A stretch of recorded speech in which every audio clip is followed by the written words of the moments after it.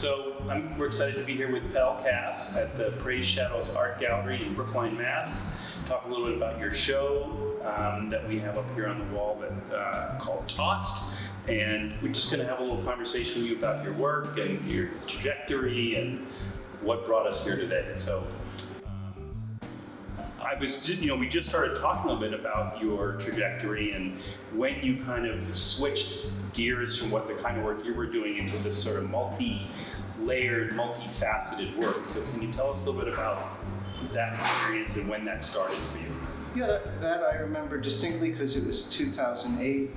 And before that I made things in the studio and photographed them like a lot of people did. Mm-hmm. That was my main thing that I did.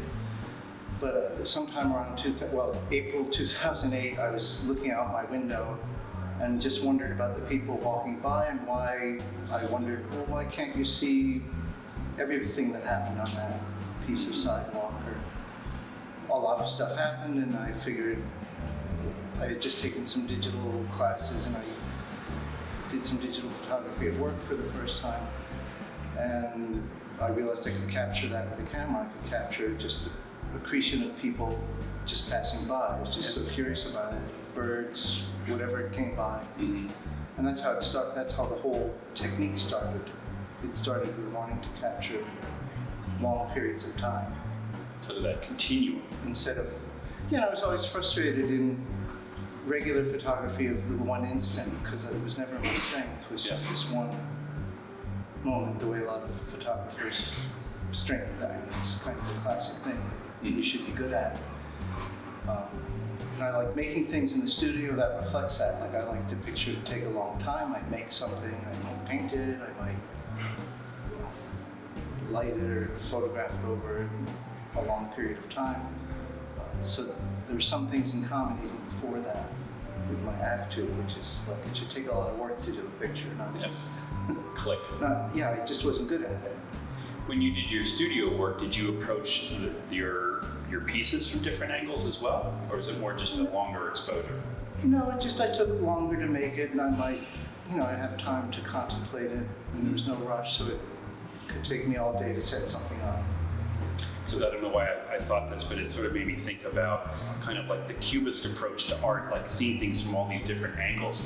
What sounds to me like what you got into is seeing things from all different time and somewhat angles. Yeah, the angles change only because the figures or whatever is in the photograph rotates. Yeah. But the basic angle doesn't change, and that's sort of Cubism, that wasn't necessarily that the painter's eye was moving, it was the thing was moving and they were painting aspects of it. So there's a lot that's similar to that, and I think time-lapse photographers had always been aware of that when they did that, probably not Muybridge, but well, that's a good point. Or just look at time. I'm sure Harold Doc Edgerton knew that he was doing a version of Cubism. Yeah, sure. Because modernism was everywhere, like you couldn't ignore it. Yep. What do you think is most appealing about your work to collectors and I'm just curious. I have no idea. Well, there's obviously... sports, when it's my pure sports pictures, I know that it's often enough, not always, but often enough somebody said, I play water polo and I love water polo. Mm-hmm. But they're also art fans too. I don't think many people buy my work if they're not also interested in art, but if the sports content is like the most obvious possible thing. When they buy it for other reasons, I really don't know. I hope I don't know. I hope because it's good. Yeah. Because it's thought-provoking. No, I think your early inquiry into motion and time and seeing things over an extended period of time, I think is very interesting because we don't often think about how things relate and to itself over a period of time. And I think especially with all the different balls that we have here, what got you into doing this? Well, I did For a long time I was doing, I wanted to do sports because people were moving, and it was exciting to me to see all the different shapes and outlines that people make. Very expressive, but I also noticed that I liked the stillness of the balls. Yeah. And I started compiling just balls and leaving the people out of sports events, so you could have a football game, just a few footballs. Yeah. Because it's a big field and each ball is like so big. And then I wanted to kind of do a little more personal feeling work about my life. These aren't really autobiographical, but I want to go out there like my old studio days and be able to control things and make the picture myself without relying on an event or something else. I like that I like making the event. And what I find interesting about all these things is that any object that moves is making a line and describing a 3D space. And so that, and you have, even with a limited amount of motion, you can pick any set of points and make a shape. And that's what I found in the sports pictures, that people made shapes. A game makes a shape. It doesn't just make a winner and a loser, it makes a shape. Sure. And that's what I found with these things too. I make these shapes that I kind of had half in my head and half waiting to see what was in the camera. When I know we've made prints for you in different sizes. How did you come up with, I believe your edition sizes are 24-36, 40-60, and 60-90. 60-90 was, I'll start with that because I was showing at the De Cordova, and Sarah Montross, the curator there, said, we want something big. And I hadn't really thought about doing something that big. It didn't come up, and she said, it'll be great, and she was right. Yeah.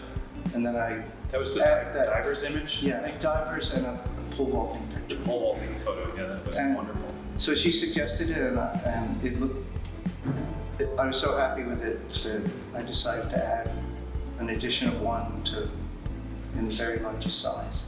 I sell them very once in a while. Yeah. These are more often. Yeah.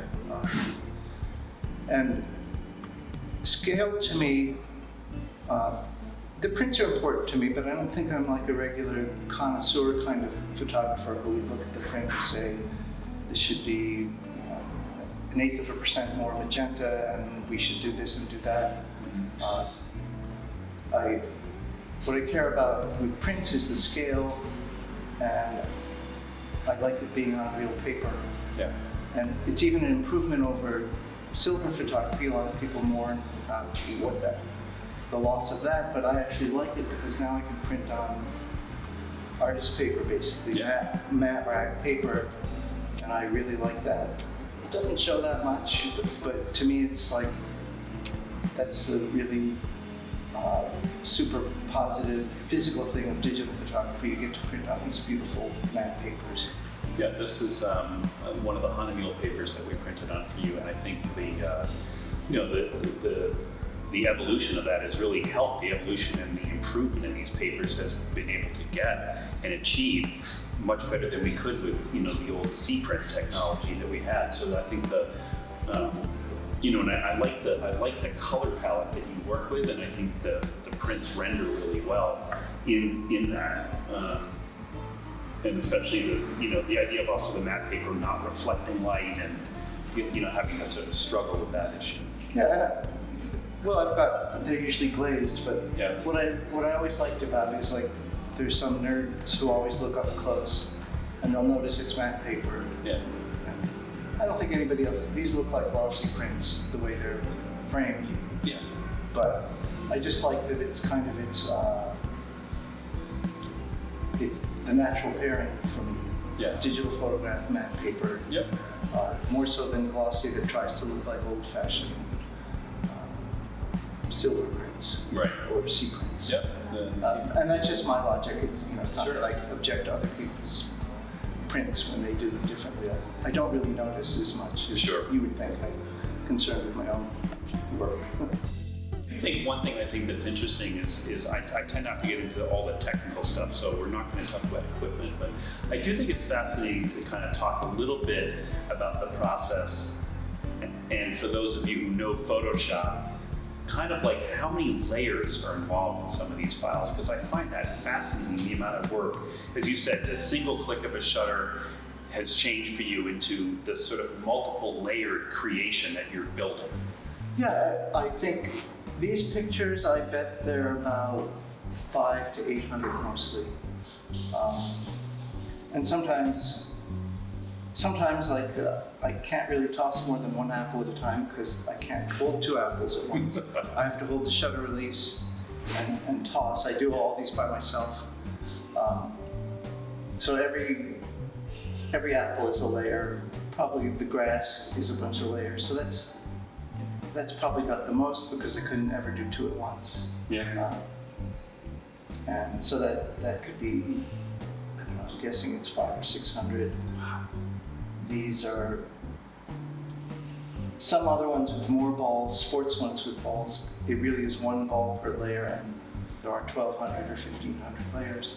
And well, I can't do so what's interesting to me about that, if I have 1,200 layers, and let's say I'm photographing it a thousandth of a second, I don't really remember. It's just like it's a second worth of time. Yeah. And that, to me, that's really interesting. You see a thousandth of a second in a normal photograph, Right. or whatever it is, and I'm still only capturing a second of reality. 1,000 times. 1,000, yeah. And that's kind of interesting because you might think, I mean, depending on how you think, these took an hour, say, to toss, so I'm capturing the highlights of an hour, but I'm still only capturing just a literal 1 second. And I think am I just noticing, is that you in this That's one? me, yeah. Okay, Yeah. so, because I don't see you, I just saw your hand in this That's one. my hand. That's me. Yeah, okay. So you are, you're a little. I'm not in there at all. Yeah. And That's- that's my profile with my shadow Yeah. on the stairway over there. So Have you like I always, said, I have you try- always input yourself into some of these? always sometimes, yeah. Yeah. Sometimes I'm just in the corner. Right. You can't even tell if sometimes like my nose is sticking, practically just my nose is on Yeah. the edge of the frame. And to give it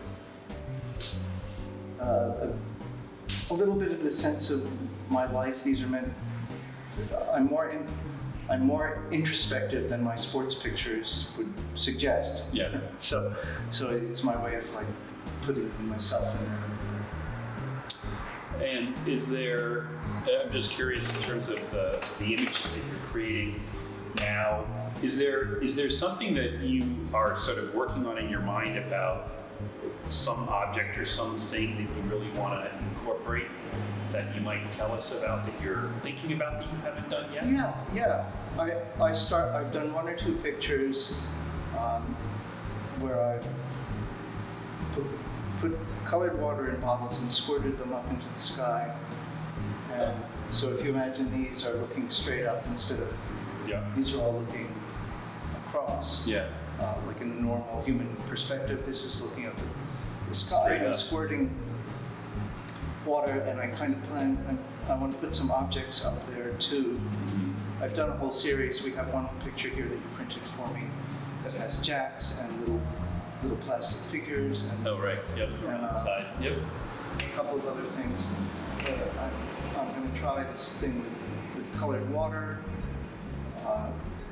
Sunlight glitters off it. I've done a couple of test ones and it's been too cold to go outside Yeah. and do that.